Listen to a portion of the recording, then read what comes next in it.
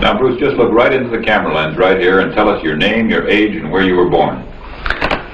My last name is Lee, Bruce Lee. I was born in San Francisco in 1940. I'm 24 right now. And you worked in motion pictures in Hong Kong? Yes, since I was around 6 years old. And when did you leave Hong Kong? 1959, when I was 18. I see. Now look over to me, Bruce, as we talk. I understand you just had a baby boy? Yeah. And you've lost a little sleep over it, have you? 3 nights. And tell the crew what time they shoot the pictures in Hong Kong. Well, it's mostly in the morning because it's kind of noisy in Hong Kong, you know, around 3 million people there. And so every time when they have picture, it's mostly, say, around 12 a.m. to 5 a.m. in the morning. I see. They'd love that there. And you went to college in the United States? Yes. And what did you study? Philosophy. I see. Now, you told me earlier today that karate and jiu-jitsu are not the most powerful of the best forms of Oriental fighting. What is the most powerful of the best form? Well, it's bad to say the best, but in my opinion, I think Kung Fu is pretty good. Would you tell us a little bit about Kung Fu? Well, Kung Fu is originated in China. It is the ancestor of karate and jiu-jitsu.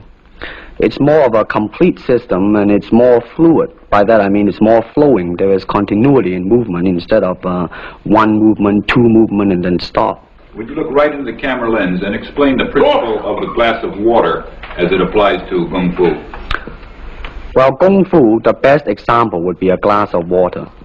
Why? Because water is the softest substance in the world, but yet it can penetrate the hardest rock or anything, granite, you name it.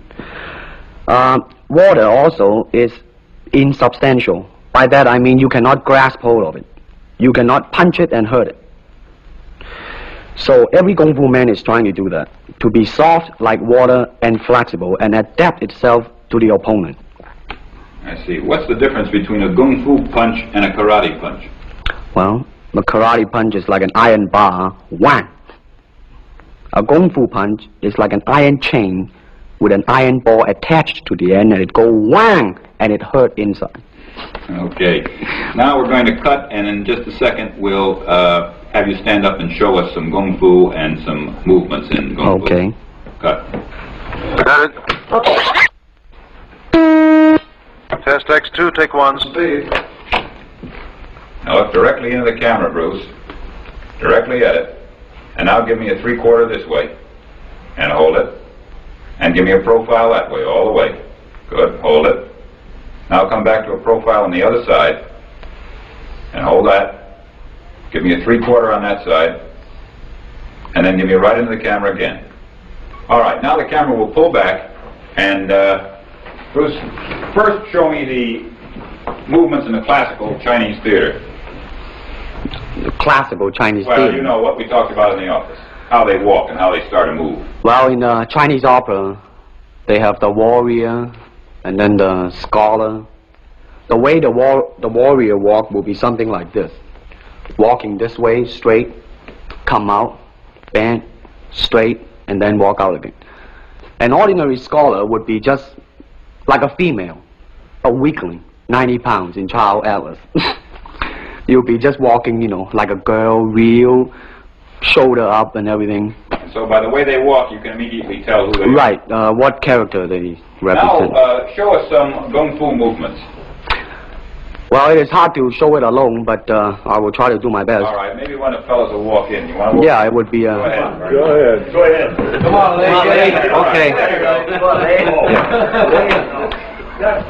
Although accidents do happen, but you know, there are various kind of strike. It depends on where you hit and what weapon you will be using. To the eyes, you would use fingers.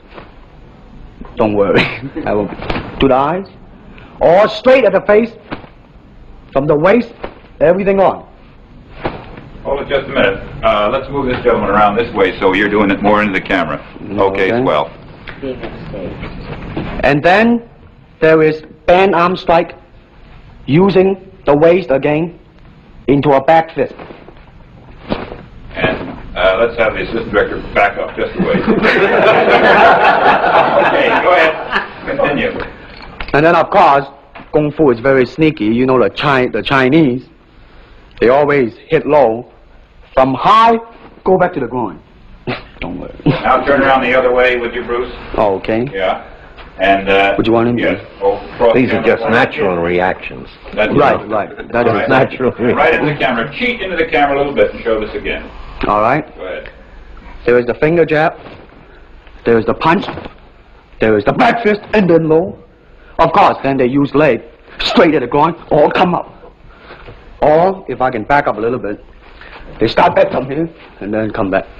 All right. It's kind of worried. He has nothing to worry about. Now, No. once again, show us how a good Kung Fu man would very coolly handle it and walk away, rather than get involved in a series of actions. Cut it. Sound. Okay.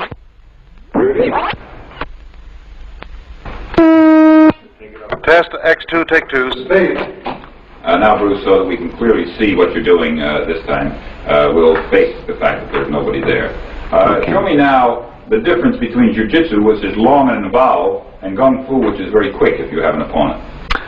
All right, for instance, you will read it in a book, in a magazine and everything, that when somebody grab you, you will first do this, and then this, and then, and then, and then, and then, thousands of steps before you do a single thing. Of course, these kind of magazine would teach you to be feared by your enemies and admired by your friends and everything, see? But in Kung Fu, it always involves a very fast motion. Like, for instance, a guy grabbing your hand. It's not the idea to do so many steps. Step him right on the instep. He'll let go. This is what we mean by simplicity. Same thing in striking and in everything. It has to be based on a very minimum motion, so that everything would be directly expressed, one motion, and he's gone. Doing it gracefully, not to go, yelling and jumping all over him, but to do it. Excuse me, that's it. Okay, now show me once again just a few movements there. Well, Kung Fu can be practiced alone or with a partner. Practicing alone, they involve forms. Some imitate a crane, a monkey, a praying mantis.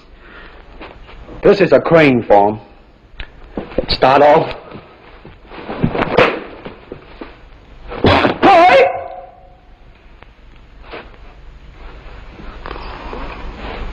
This is one of the movement involved.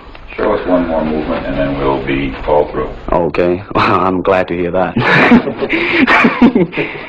They have the tiger that start like a tiger, using claw to claw the face, or the beak of the crane to the eyes move.